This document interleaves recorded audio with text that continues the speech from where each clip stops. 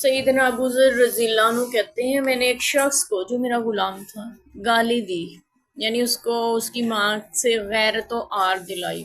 کچھ ایسی اس قسم کی یعنی بات کی جو اس کے ماں سے متعلق تھی۔ یہ خبر نبی پاک صلی اللہ علیہ وسلم کو پہنچی تو آپ نے مجھ سے فرمایا ابو ذر کیا تم نے اسے اس کی ماں سے غیرت و آر دلائی ہے؟ بے شک تم ایسے آدمی ہو کہ ابھی تک تم میں جاہلیت کا اثر باقی ہے،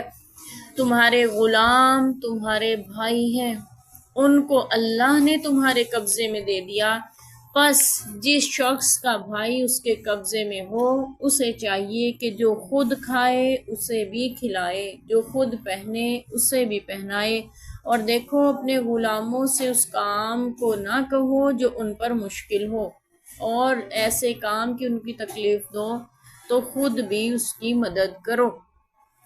یہ بھی ایمان کا حصہ ہے، یہ ہم خود کہہ رہے ہیں ایمان کا حصہ ہے، کیونکہ اس کو باب الایمان میں امام بخاری رحمۃ اللہ علیہ اس لیے لائے ہیں کہ پچھلی احادیث میں ہم نے پڑھا نا مومن وہ ہے کہ وہی پسند کرے جو اپنے بھائی کے لیے پسند کرتا ہے۔ تو یہاں پہ یہ بھی پتہ چل رہا ہے کہ کسی کو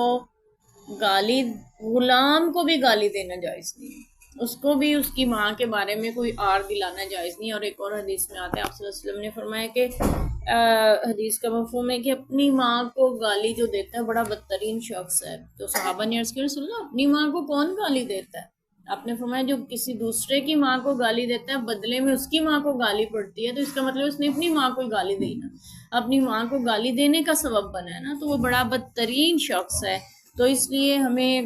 گالی دینے سے بچنا چاہیے، اور آپ صلی اللہ علیہ وسلم نے یہاں غلاموں کو بھی گالی دینے سے منع کیا۔ ایک صحابی نے پوچھا تھا اللہ کے رسول میں اپنے غلام کو دن میں کتنی بار اس کی غلطی معاف کروں، یعنی اس کو ڈانٹوں ڈپٹوں نہ تو کیا کروں؟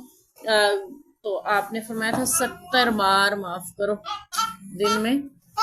70 بار معاف کرو اپنی غلام کی غلطی کو۔ تو یعنی آپ صلی اللہ علیہ وسلم نے اتنا اچھا سلوک کرنے کا ان سے حکم دیا۔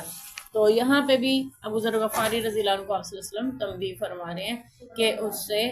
برا سلوک مت کرو۔ پھر ان کے بارے میں آتا ہے وہ فرماتے ہیں کہ اللہ کے رسول پھر میں اس غلام کو آزاد کرتا ہوں، شاید اللہ مجھے اس کے بدلے معاف کر دے۔